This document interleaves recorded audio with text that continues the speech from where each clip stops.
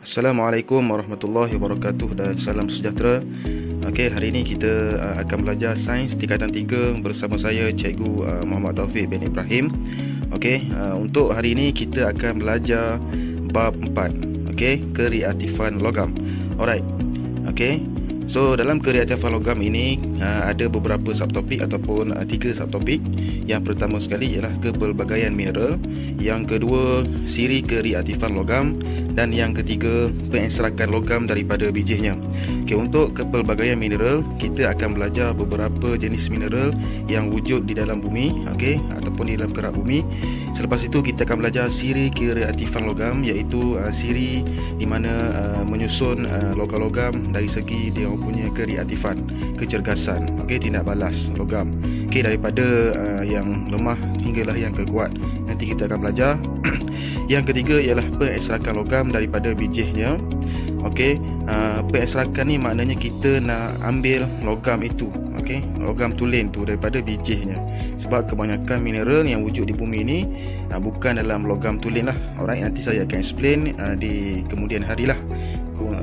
Kita teruskan dengan subtopik yang pertama, iaitu kepelbagaian mineral.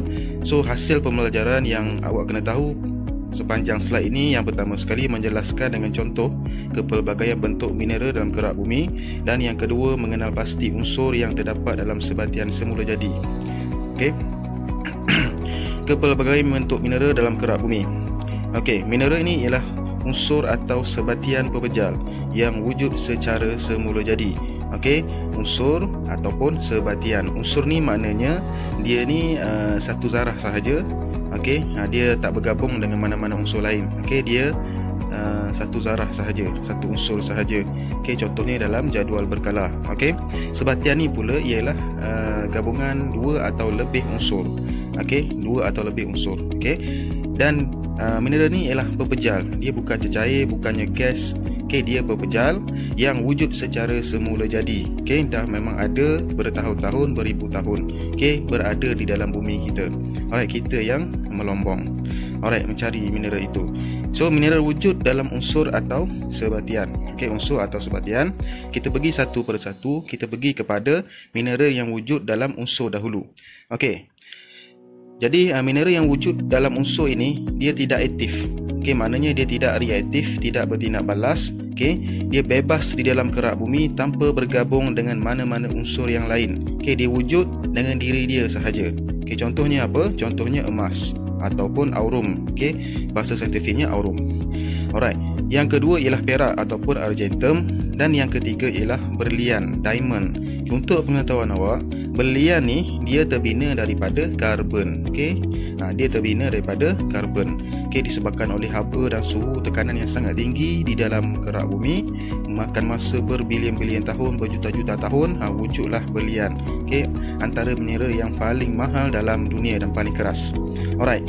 Satu lagi info berkenaan dengan emas. Emas ni merupakan mineral ataupun logam yang pertama digunakan oleh umat manusia.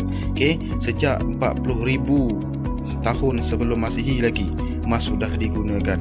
Okey, ni ialah mineral yang wujud dalam unsur. Maknanya mereka ini ataupun mineral ini dia tidak bergabung dengan mana-mana unsur yang lain. Okey, dia wujud dengan diri dia sahaja. Emas sahaja, berlian terdiri daripada karbon. Alright, so kita pergi pula kepada sebatian. Okey, sebatian ni gabungan dua atau lebih unsur. Okey, sama ada dia bergabung logam dengan bukan logam. Okey, dan dalam kerak bumi ini untuk mineral yang wujud dalam sebatian ni, dia biasanya terbentuk dalam logam oksida, logam sulfida ataupun logam karbonat. Okey, dia wujud dalam bentuk bijih, iaitu sebatian yang tidak tulen. Sebab itulah kalau belajar sejarah kita akan cakap lombong bijih timah, bukannya lombong timah. Timah tu ialah logam tulen. Bijih ni dia bergabung timah dengan oksida yang lain. Jadi timah oksida. Okey, maknanya bijih timah, bijih besi. Okey, kita tak lombong timah, kita tak lombong besi, tapi kita lombong bijih timah.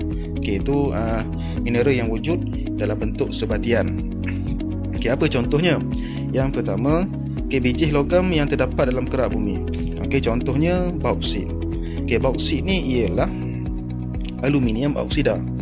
Okey, so maknanya bauksit ni logamnya ialah aluminium dan oksida itu ialah bukan logam. So unsur dia telah bergabung lebih daripada satu unsur.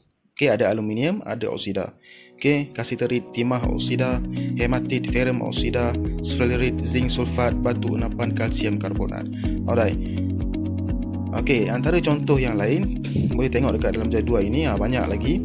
Okey, mica, tanah liat, batu kapur, malakit. Okey, semua ni awak kena baca, kena tengoklah apa dia jenis biji. Okey, bauksit ni ialah biji aluminium.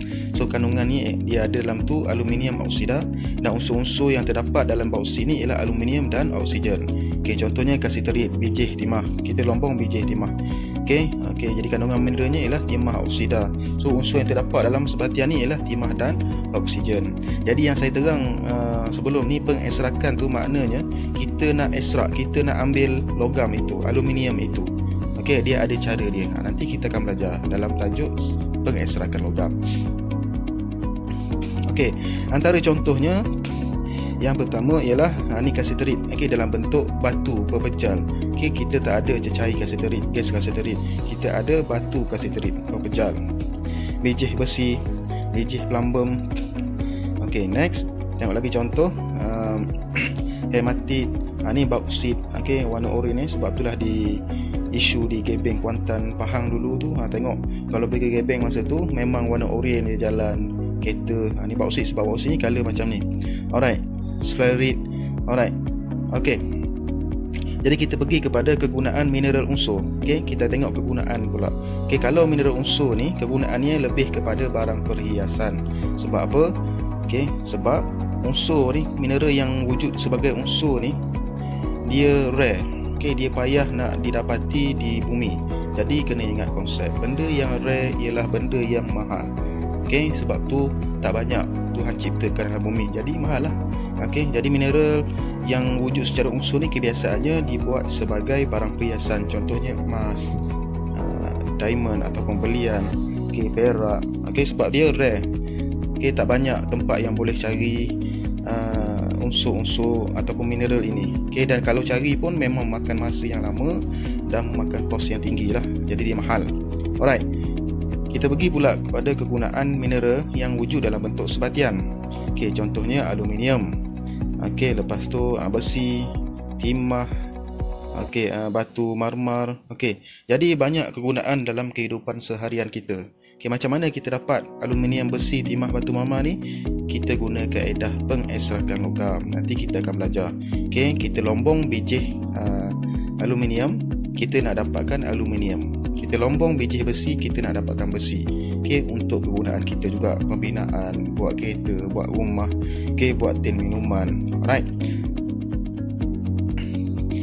Okey, untuk menguji pemahaman anda, awak boleh pergi ke YouTube Cikgu Taufik Ibrahim. Okey, di bawah tu dia ada link soalan-soalan yang awak boleh jawab lah. Okey, try dulu uji pemahaman anda. Okey, untuk pembelajaran seterusnya kita akan belajar siri kereaktifan logam. Okey, dalam siri kereaktifan logam ni kita akan belajar susunan logam daripada reaktif ke tidak reaktif. Dia ada ranking dia ada turutan dia, macam mana eksperimennya, macam mana cara nak mengingat siri kereaktifan logam. Nanti kita akan bincang. Jadi setakat tu sahaja.